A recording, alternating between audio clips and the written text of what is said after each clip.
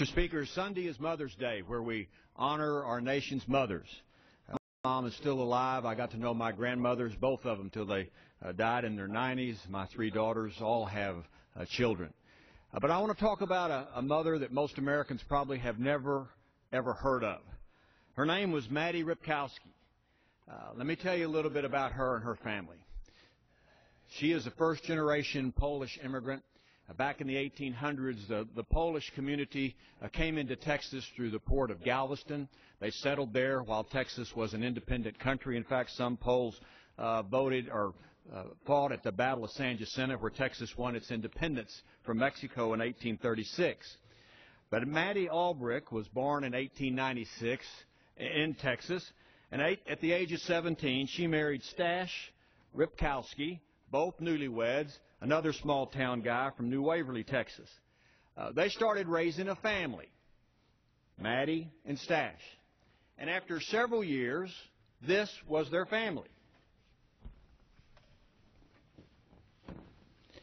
Yes, Mattie Ripkowski had 16 children, 4 daughters and 12 sons. They were all born by natural childbirth with a midwife except one. And they lived, this whole family lived in southeast Texas in a small 200-acre farm near Dayton, Texas. Mattie, the mother, the wife, made sure that during the Depression all the kids never went hungry. And she taught them the basics of life, a true grit, the work ethic, belief in the Almighty. And they worked hard, everything from picking cotton to tending to animals to hauling corn. And every child was expected to do their work on the farm, which was self-sufficient. When 2 of the Ripkowski boys got to be in high school, they were excellent football players. And you know, Mr. Speaker, Texas is known for its football teams all the way to the 1800s. But 2 of them were so good that the local high school football coach knew that they had to work on the farm, but the school hired 2 farmers to take their place and work the farm so the 2 high school football stars could play for Dayton High School. Dayton is a small Texas town that loves football. The 5,500 people there, they go to Friday night football. The stadium seats more than the entire town population.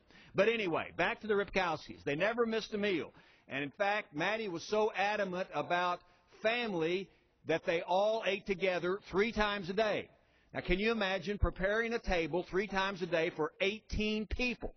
16 of them kids and 12 of them sons. As the Depression ended, World War II came.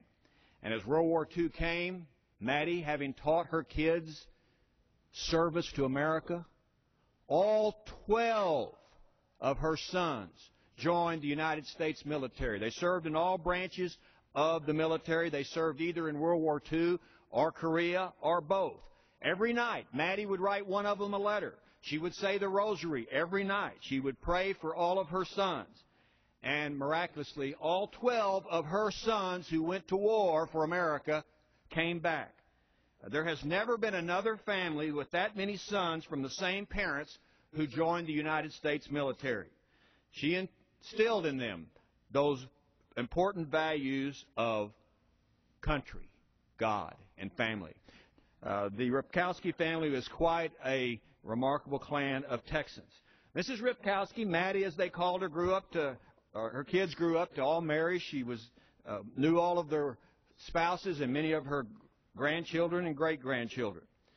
The fruits of Mattie Ripkowski's labor produced honest, hard-working, God-fearing patriots. The test of motherhood, Mr. Speaker, is how a mother's kids turn out. Well, Mattie passed the test 16 times with her 16 children. They all turned out to be wonderful people. In fact, 6 of them are still alive. I had the opportunity recently at a ceremony where we honored a Vietnam veteran with the Medal of Honor at a post office where 6 of her kids came to that reception. And the youngest, Annie Lee Campbell, who's now 80, and I talked about her family, about Mattie, about growing up with this remarkable woman. And she showed me numerous photographs of their family. I was also there with one of the sons, Mike, who talked about their family, Polish immigrants, and how they have all turned out to be successful and how they fought for America. Before the conversation was over with Mike, I asked him, I said, what did you call your mother all those many years? And he said, well, of course, I called her Mama. And I also called her Ma'am. No kidding. Remarkable lady, Mattie Ripkowski, and we honor her and all of America's mothers this Sunday for their lives and dedication to motherhood. And that's just the way it is. I yield back.